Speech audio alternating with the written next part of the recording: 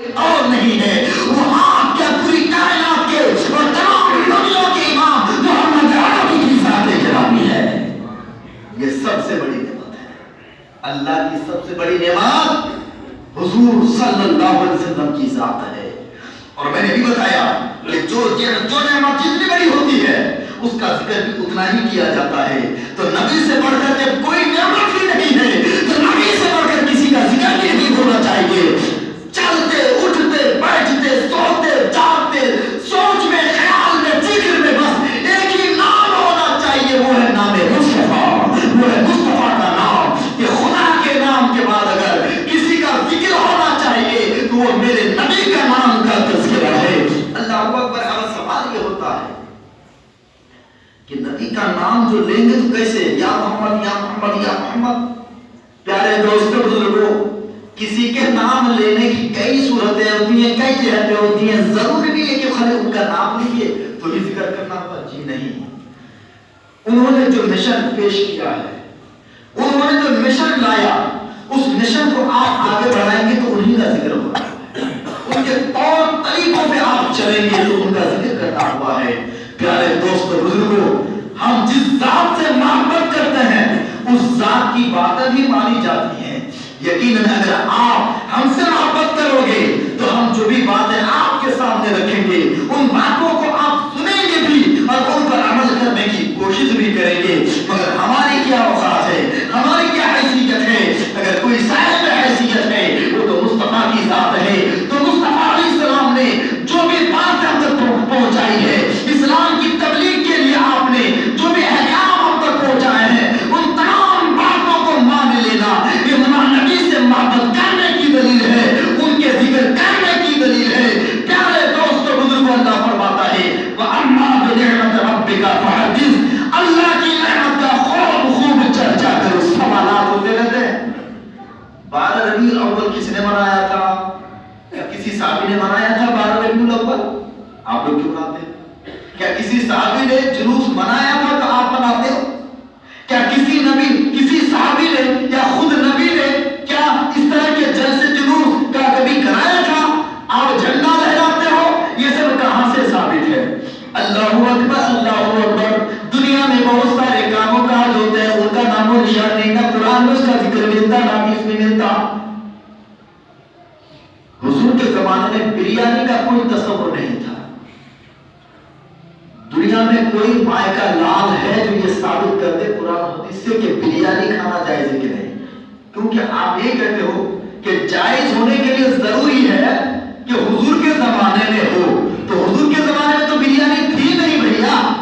حضور کے زمانے میں مسجد کے مینار نہیں تھے، نہ قرآن میں اس کا ذکر ہے نہ حدیث میں اس کا کوئی تذکرہ ملتا ہے۔ نبی کے زمانے میں آج جو بڑے بڑے خوبصورت مدرسے بنے ہوتے ہیں، خوبصورت ٹائلس والی مسجدیں ہیں، آج نبی کے زمانے میں اس کا کوئی تصور ہی نہیں تھا۔ مائک کا کوئی تصور نہیں تھا، یہ پنکھوں کا کوئی تصور نہیں تھا، بلب کا کوئی تصور نہیں تھا۔ مسجد کو ہم سجا رہے ہیں، یہ کھڑکیوں کا اس طرح کوئی تصور نہیں تھا، یہ جالیاں، یہ طرح طرح کے رنگ برنگ کی چیزیں ہم جو دیکھ رہے ہیں نبی کے زمانے میں تھی ہی نہیں ہے، اور کوئی اس کو ناجائز بھی نہیں کرتا ہے۔ پیارے، ان چیزوں کے بارے میں آپ دلیل تلاش نہیں کرتے ہو، لیکن جب جلوس نکالنے کی بات آتی ہے، میلاد منانے کی بات آتی ہے، 12ویں شریف کی بات آتی ہے، تو مرچی کیوں لگ جاتی ہے آپ کو؟ اگر آپ کو ہر چیز میں دلیل چاہیے تو ان چیزوں کی بھی آپ دلیل دیکھیے نا، کہاں پہ دلیل لکھی ہوئی ہے؟ کہیں بھی دلیل نہیں لکھی ہے۔ پیارے دوستوں بزرگوں، ہوائی جہاز کا کوئی تصور نہیں تھا زمانہ رسالت میں۔ ہم ہوائی جہاز میں چڑھ کر کے حج کرنے کے لیے جاتے ہیں یا نہیں جاتے ہیں؟ اب ہم آپ سے پوچھنا چاہتے ہیں، کیا نبی کے زمانے میں ہوائی جہاز تھا؟ کیا نبی کے زمانے میں ہوائی جہاز میں سوار ہو کر کے حج کرنا جائز تھا؟ کیا نبی نے احساس کیا تھا؟ کیا کسی صحابی نے کیا تھا؟ جب نبی نے نہ کیا، صحابی نے نہ کیا، تو تم ایئرپلین میں سوار ہو کر کے حج کرنے کیوں جاتے ہو؟ قرآن سے دلیل پیش کرو، حدیث سے ثبوت پیش کرو۔ قیامت تک پیش نہیں کر سکتے، کیوں؟ اس لیے کہ ہے ہی نہیں تو کہاں سے پیش کرے کیا؟ پیارے دوستوں بزرگوں، میرے آقا جان رحمت صلی اللہ علیہ وسلم کے زمانے میں ان جلوس کی ضرورت نہ تھی۔ اس طرح جلوس نکال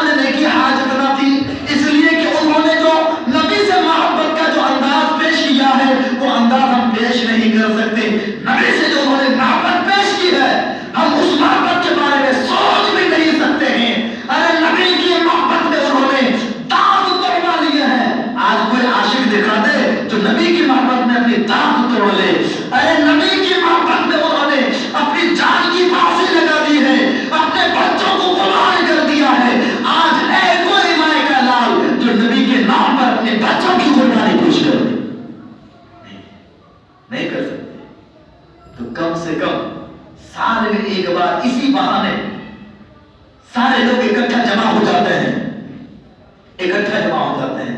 لوگ بہت سارے جلوس اور بہت ساری چیزیں بناتے ہیں, اس کا کوئی ثبوت نہیں ہے. بڑی بڑی کانفرنس ہیں, بڑی بڑی شورائیں نکلتی ہیں, سب جمع ہوتے ہیں. آج فلانا جلسہ ہے, آج فلانی کانفرنس ہے, اس میں بڑے بڑے نیتا ہوں گے, فلانا آئیں گے, ٹھکانا آئیں گے, اس کا تو کوئی ثبوت نہیں ہے. سارے لوگ وہاں پہ شریک ہوتے ہیں, وہاں پہ شرک اور بدعت نظر نہیں آتی. مگر جب بات نبی کے جلسے کی آتی ہے, میلاد کی بات آتی ہے, عید میلاد النبی کی بات آتی ہے, تو وہاں پہ ان کو دلیل سمجھ میں آتی ہے کہ دلیل ہے کہ انشاءاللہ الرحمن. تفصیل گفتگو اس پر انشاءاللہ جاری ہو گئی. اب انشاءاللہ الرحمن آپ سے گزارش یہ ہے کہ آپ خوب دھوم دھام سے میلاد منائیے, اس لیے کہ اس میں بے شمار فضائل ہیں, بے شمار برکتیں ہیں. پیارے دوستوں بزرگوں, قسم خدا کی میں آج اعلان کرتا ہوں, اگر پوری دنیا کے مسلمانوں کو ایک کرنا چاہتے ہو, ایک پلیٹ فارم پہ جمع کرنا چاہتے ہو, تو اس کا ایک ہی نسخہ ہے, اس کا ایک ہی نسخہ ہے. وہ نسخہ یہ ہے کہ پوری کائنات کے مسلمان نبی کی محبت میں ڈوب جائے تو پوری کائنات کے مسلمان ایک ہو جائیں گے, اختلاف ختم ہو جائے گا. کہتے ہیں کہ مسلمان ایک کیوں نہیں ہوتے؟ نماز یقیناً خدا کی بہت بڑی عبادت ہے, لیکن کیا پوری کائنات کے مسلمان ایک امام کے پیچھے نماز پڑھتے ہیں؟ بولیے, ارے بولیے نا, نہیں پڑھتے.